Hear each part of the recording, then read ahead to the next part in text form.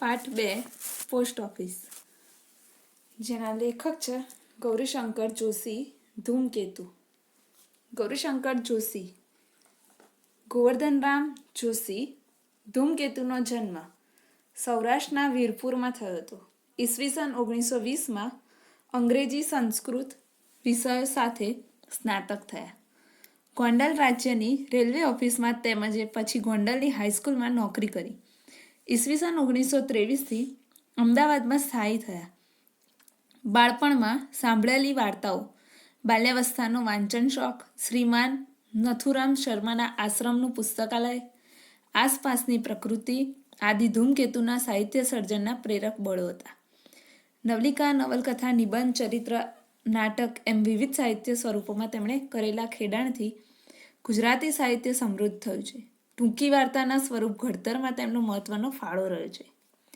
તેમની વાર્તા પોસ્ટ ઓફિસના ધ લેટર અનુવાદને વિશ્વ કક્ષાના ઉત્તમ વાર્તાઓના સંપાદનમાં સ્થાન મળ્યું છે. તણખા મંડળ ભાગ 1-4, અવશેષ, પ્રદીપ, ત્રિભોટો, આકાશદીપ જેવા 24 વાર્તા સંગ્રહોનો 400 જેટલી નવલિકાઓ તેમણે આપી છે. આ ભાવનાશીલ પાત્રોનું નિર્માણ, કાવ્યમય વર્ણનો અને મનોહર ગદ્ય શૈલીને લીધે એમની વાર્તાઓ આકર્ષક બની છે. ચૌલાદેવી, આમ્રપાલી, વૈશાલી તેમજ ધ્રુવદેવી એમની ઐતિહાસિક નવલકથાઓ છે. પૃથ્વીશ, રાજમુકુટ, પરાજય અને જીવનના ખંડેર જેવી સામાજિક નવલકથાઓ પણ તેમણે આપી છે.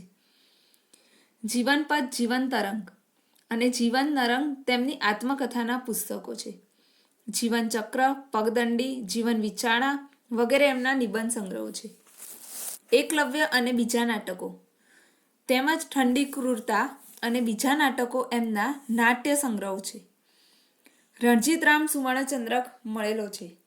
ઈસવીસન 1953માં તેમણે નર્મદચંદ્રક પણ અર્પણ થયેલો અને ઈસવીસન 1944માં વડોદરામાં મળેલા ગુજરાતી સાહિત્ય પરિષદના અધિવેશનમાં સાહિત્ય વિભાગના પ્રમુખ હતા. પોસ્ટ ઓફિસે માત્ર ધૂમકેતુ જ નહીં પરંતુ ગુજરાતી સાહિત્યની નોંધપાત્ર કૃતિ તરીકે પોંખાય છે. સમગ્ર વાર્તાના કેન્દ્રમાં અલી ડોસો કોચમેન છે. એક જમાનામાં શિકારી હતો. તરફડતા પ્રાણીઓને જોઈને આનંદ લૂંટતો હતો. આજે મરિયમના વિરહ અગ્નિમાં શોકાઈ રહ્યો છે. મરિયમની ટપાલ લેવા પોસ્ટ ઓફિસ વહેલી સવારથી આંટા મારે છે. નિયમિત પોસ્ટ ઓફિસમાં એ ઉપાસનું પાત્ર બની ગયો છે અને પોસ્ટમાસ્ટર પોતે એવી જ પરિસ્થિતિમાં મુકાય છે કે એમને અલીના વેદના વ્યથા સમજાય છે. લેખકે કથાની ગૂંથણી સરસ કરી છે. એક તરફ સંવેદનશીલ માનવીનું મન છે તો બીજી તરફ જળતંત્ર છે. આ બંને પરિસ્થિતિઓની વચ્ચે બે પિતાના હૃદયનું સમસંવેદન સાંપ્રત્ય જીવન માટે બોધ બની ગયા છે. જેમાં મરિયમ અને અલી ડોસાની ખૂબ જ સુંદર વાર્તામાં આ ધૂમકેતુ દ્વારા સમજાવવામાં આવ્યું છે. જેમાં એક દિવસ પાછલી રાતનું ભૂરું આકાશ માનવ જીવનમાં અનેક સુખદ યાદગીરી ચમકી રહે છે. જેમાં નાના મોટા તારાઓથી ચમકી રહ્યું હતું. ઠંડા પવનના સુસવાટા અને જૂના અને ફાટેલા જબ્બાને શરીરે વધારે ને વધારે લપેટી લેતો એક વૃદ્ધ ડોસો શહેરના મધ્યભાગમાં થઈને જતો હતો. આ સ્વાધીન અવસ્થા ભોગવતા કેટલાક ઘરોમાંથી આ વખતે ઘંટીનો મધુર અવાજ લાગતો. જેમાં ધૂમકેતુએ આ પોસ્ટ ઓફિસ દ્વારા અલી ડોસાનું પાત્રરૂપણ ખૂબ જ સુંદર કર્યું છે. જેમાં એક દિવસ પોસ્ટ ઓફિસે અલી ડોસા બહાર બેઠા હોય છે. જ્યારે પોસ્ટ ઓફિસમાંથી અંદર માણસો ફરી અને ફરી એક પછી એક બધાને બોલાવતા હોય છે. જેમાં જાત જાતના અને એક પછી એક વારાફરતી તે નામ બોલતા હોય છે અને અલી ડોસો ત્યાં બહાર જ બેઠો હોય છે. એવામાં અંદર કોચમેન અલી ડોસા વિશેનું બોલે છે, એનું નામ બોલે છે અલી ડોસા. અને જ્યારે અલી ડોસો ત્યાંથી ઊભો થાય છે અને પોસ્ટ ઓફિસના દરવાજે આવે છે ત્યારે અલી ડોસાને પોસ્ટ ઓફિસના માણસો જોઈને હસવા લાગે છે કે આ ડોસો રોજ સવારે અહીંયા સાહેબ પોતાના ટાઈમસર એકદમ સહેજ પણ આગુ પાછું થયા વગર તે અહીંયા રોજ સવારે બેઠા હોય છે. જ્યારે અલી ડોસો એને પોસ્ટ ઓફિસમાં જઈને એના માણસને પૂછે છે કે ગોકલભાઈ, તમે પોસ્ટ ઓફિસ અલી ડોસામાં નામનો કાગળ બોલ્યા, જેમાં હું પોતે મારું કાગળ લેવા આવે છું. એ સાંભળીને બધા હસવા લાગે છે અને અલી ડોસાને ત્યાં ને ત્યાં પોતે સ્તબ્ધ થઈ જાય છે કે આ લોકો મારું કાગળ આવે છતાં પણ મને આપતા નથી. પછી પાછો તે એ જ જગ્યાએ જઈને બેસી જાય છે.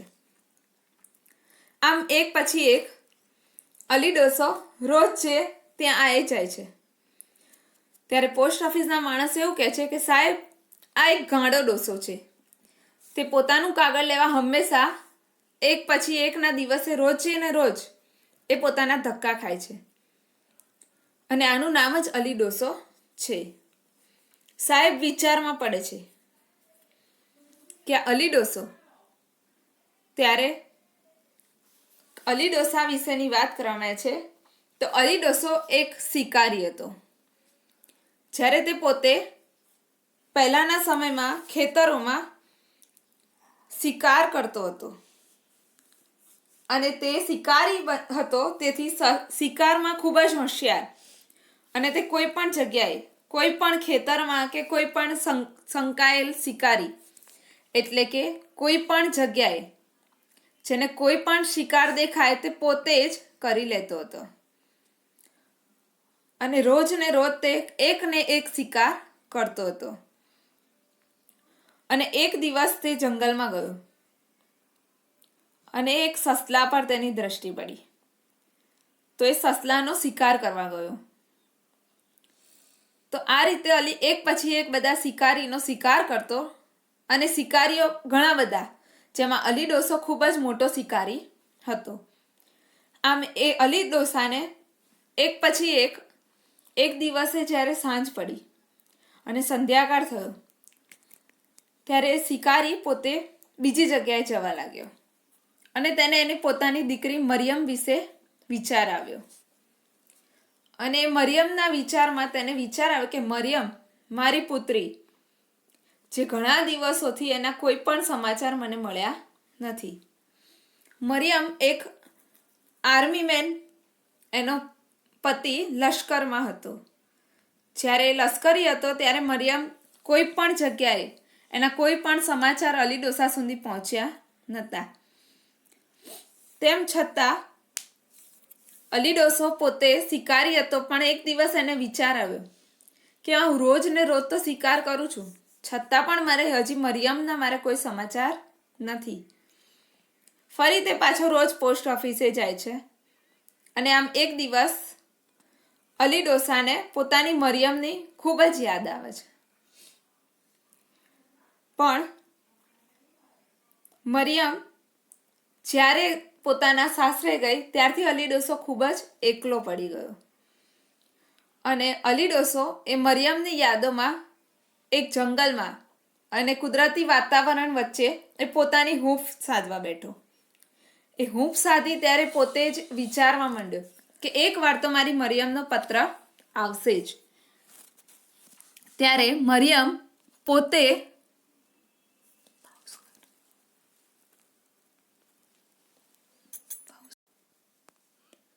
એવામાં જ પોસ્ટ ઓફિસમાંથી મરિયમનો થોડાક સમય બાદ પત્ર આવે છે.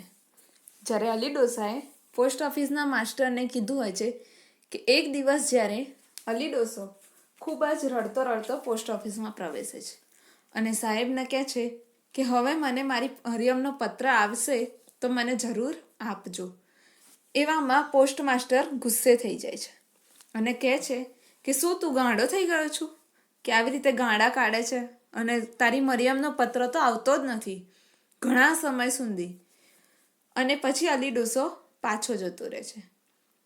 જ્યારે પોસ્ટ માસ્ટર ખૂબ જ ઉતાવળમાં હોય છે અને પછી અંદર ને અંદર પોતાના મિત્રો સાથે વાતો કરતા છે કે સાહેબ, ગાંડાઓની પણ દુનિયા હોય છે.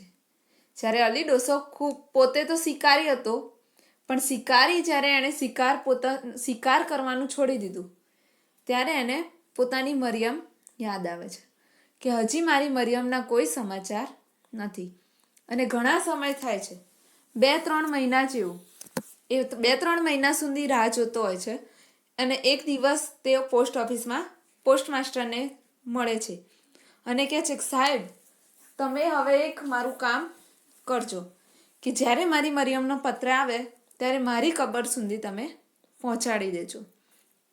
ત્યારે પેલાને આશ્ચર્યચકિત થાય છે કે શું બોલો છો તમે? તો કે ના, મારો પત્ર હવે મારી કબર સુધી તમે પહોંચાડી દેજો. ત્યારે પોસ્ટ માસ્ટરને પણ વિચાર આવે છે કે ના, ખરેખરમાં આ વ્યક્તિ એની દીકરીને માટે રાહ જોઈ રહ્યો છે. અને અંતે અલી ડોસો મૃત્યુ પામે છે. અને થોડા સમય પછી મરિયમનો પત્ર પોસ્ટ ઓફિસમાં આવે છે. જ્યારે પોસ્ટ માસ્ટરને પોતાને પણ એક અફસોસ થાય છે કે મેં ખરેખર આ ગાંડો કરીને અલી ડોસાને બહુ જ અપમાન કર્યું હતું. એવામાં પોસ્ટ માસ્ટરની પણ દીકરી આફ્રિકામાં લગ્ન કર્યા પછી તે આફ્રિકામાં રહેતી હોય છે. ત્યારે આફ્રિકામાં રહેવાથી એના એક દિવસ એનો પતિ મૃત્યુ પામે છે અને એના કોઈ સમાચાર આવતા નથી. જ્યારે તે પોતે વિધવા થાય છે એ સમાચાર પોસ્ટ માસ્ટરને તો મળ્યા હોય છે, પણ એના પછીના ઘણા સમય સુધી કોઈ સમાચાર હોતા નથી. એક દિવસે પોતે પણ પોતાની ઓફિસમાં શોકમાં બેઠા હોય તેવો એમના અનુભવ થાય છે કે ખરેખરમાં આ અલી ડોસાની જે હાલત હતી એવી જ પરિસ્થિતિ અત્યારે મારી છે કે મેં ડોસાને ખૂબ જ ધિક્કાર્યો, છતાં પણ એનો એક દિવસ તો કાગળ આવ્યો અને હું એને સુધી પહોંચાડી શકીશ નહીં. પણ એ જ્યારે અલી ડોસો પોસ્ટ માસ્ટરને કહીને ગયો હોય છે કે સાહેબ, તમે મારો આ પત્ર મરિયમનો કબર સુધી પહોંચાડજો. એ જ દિવસે પોસ્ટ માસ્ટર અને એનો સાથી મિત્ર બંને અલી ડોસાની કબર પર એ પત્ર લઈને જાય છે. ત્યારે પોસ્ટ માસ્ટરને થાય છે કે ખરેખરમાં દરેક સમય એની પરિસ્થિતિને અનુકૂળ આપણે એના સહભાગી થવું જોઈએ. આપણે કોઈ પણ વ્યક્તિને ધિક્કારવા જોઈએ નહીં. અને અંતે પોસ્ટ માસ્ટર અલી ડોસાની કબર પર મરિયમનો પત્ર પહોંચાડે છે અને પોતાની દીકરીને પણ એ ખૂબ જ યાદ કરે છે કે મારી દીકરીનો પણ એક દિવસ કાગળ આવશે. આમ અલી ડોસા ખૂબ જ પોતે શિકારી હતો, છતાં પણ એ પોતાની દીકરીને યાદ અને એના જીવનમાં ખૂબ જ સહભાગી થયો હતો. જ્યારે અંતે મરતા સમય પણ અલી ડોસાને પોસ્ટ માસ્ટર સુધી એનો પત્ર પહોંચાડવામાં આવ્યો.